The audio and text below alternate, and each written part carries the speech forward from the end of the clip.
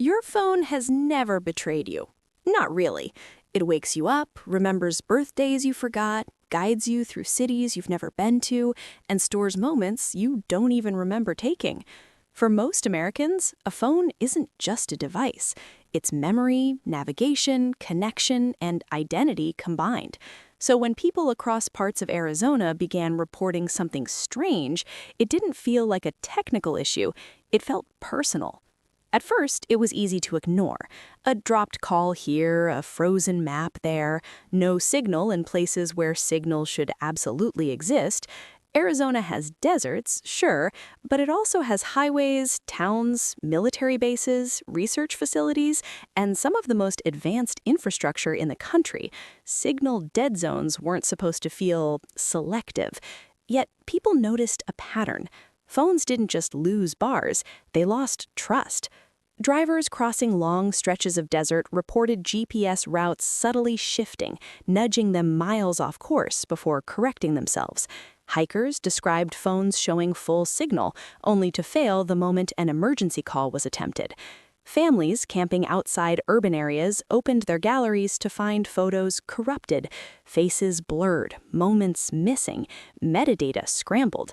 These weren't old phones. These weren't cheap networks. These were everyday Americans using the same devices that work flawlessly everywhere else. And then came the unsettling part. Some people swore they remembered recording something that no longer existed. A video of a sunset that never saved. A voice note that vanished without a trace. A photo they could clearly picture in their mind, but could not find. Not deleted, not backed up, just gone. You could argue memory is unreliable, but when thousands of people describe the same experience in the same regions, coincidence starts to feel thin. Arizona is not just another state. It's a vast, open testing ground. Its deserts host military training zones, classified research corridors, satellite tracking stations, and signal experimentation facilities that never make the news. The skies above Arizona have been used to test communication systems long before smartphones existed.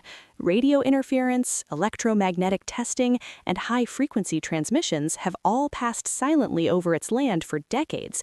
Most civilians never notice, until they do.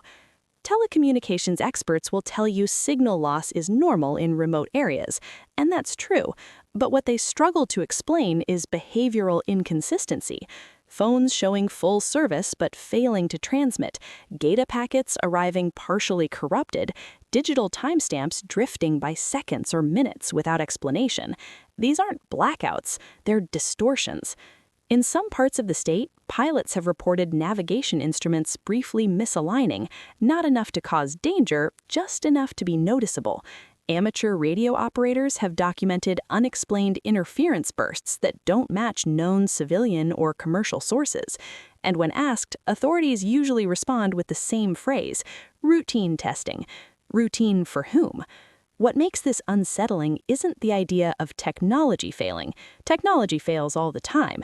What's unsettling is where it fails and how selectively. Your phone works perfectly in Phoenix, Flagstaff, Tucson. Then suddenly, in an empty stretch of land with nothing visible for miles, it starts acting like it's confused, like it's receiving something it wasn't designed to handle. Humans rely on phones to extend memory. We outsource directions, dates, faces, even emotions to glass screens and silicon chips.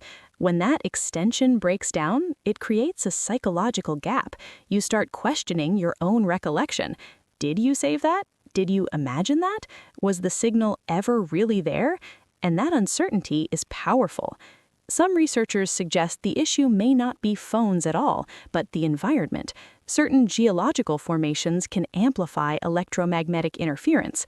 High-energy testing can temporarily disrupt civilian frequencies. Advanced signal experiments may unintentionally bleed into public bandwidth.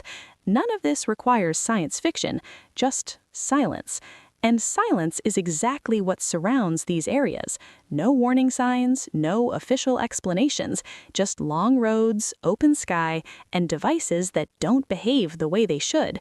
People don't panic, they adapt. They stop trusting maps, they screenshot important things, they write directions down again, something Americans haven't needed to do in years.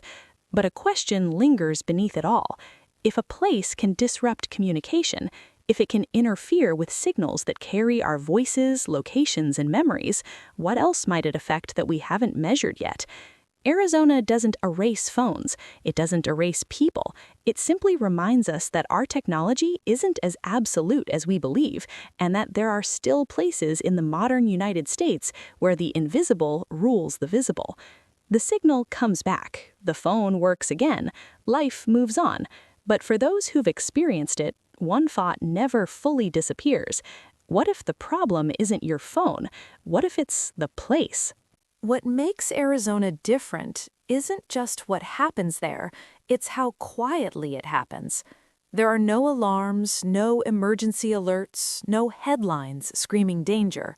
Life continues exactly as it should, which is why the anomalies feel so unsettling. People don't realize something is wrong until the moment they need their phone the most. A wrong turn at night, a child wandering too far from a campsite, a car breaking down where the road disappears into nothingness.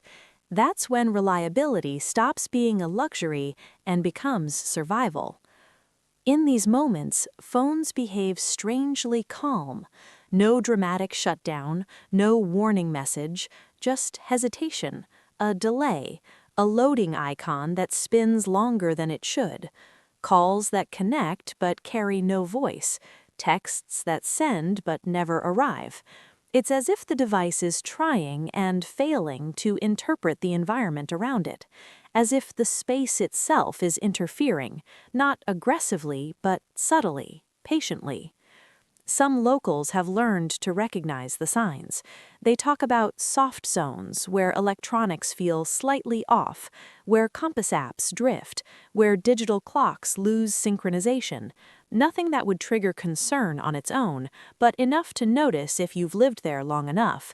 Enough to tell newcomers to download maps offline, to carry physical backups, to not rely completely on a screen once the road thins out.